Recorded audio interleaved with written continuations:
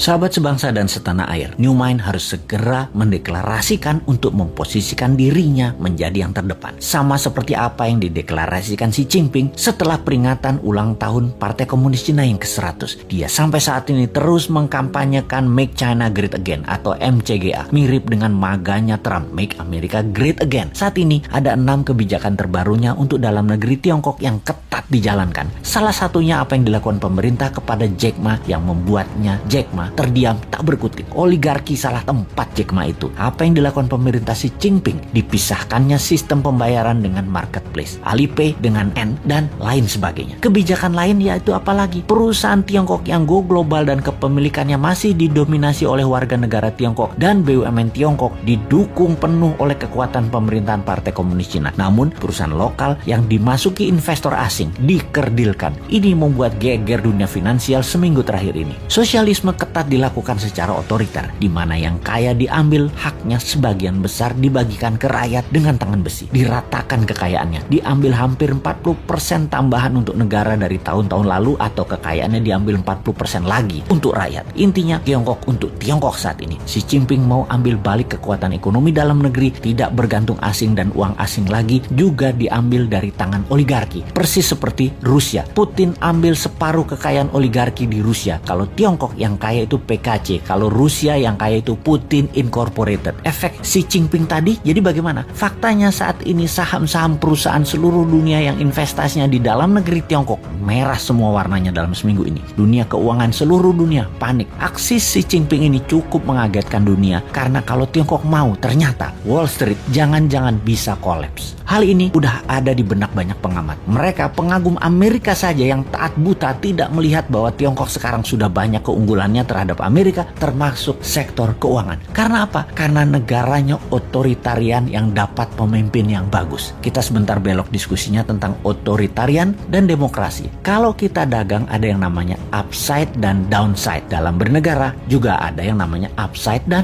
downside. Di negara otoritarian, kalau dapat pemimpin yang jahat, egois, bengis, maka downside-nya banyak banget kepada bangsa dan negaranya. Kalau dapat pemimpin yang bagus, pro rakyat seperti Xi Jinping, Erdogan, Putin, Lee Kuan Yew, maka upside-nya untuk bangsa dan negaranya banyak. Di negara demokrasi, kalau dapat pemimpin jelek, downside-nya jelek walau tidak sejelek pemimpin otoritarian buruk. Kalau dapat pemimpin bagus di demokrasi, upside-nya tidak terlalu banyak juga. Nggak heran banyak negara walaupun demokrasi namun gaya pemimpinannya pengen otoritarian, berkuasa penuh. Seperti di negara tetangga, kalau aja para pemimpinnya bagus, sudah jadi negara superpower tuh dalam 20 tahun. Tapi faktanya memble, walaupun sudah otoritarian. Jadi apa dong jenis penguasanya? Ya udah tahu sendiri kan ya. Kembali ke Make China Great Again yang mengutamakan kepentingan dalam negeri dan mengutamakan keuntungan Tiongkok di luar negeri menjadi mesin perang baru, persis seperti maganya Trump. Ayo New Mind segera mendeklarasikan MIGA, Make Indonesia Great Again.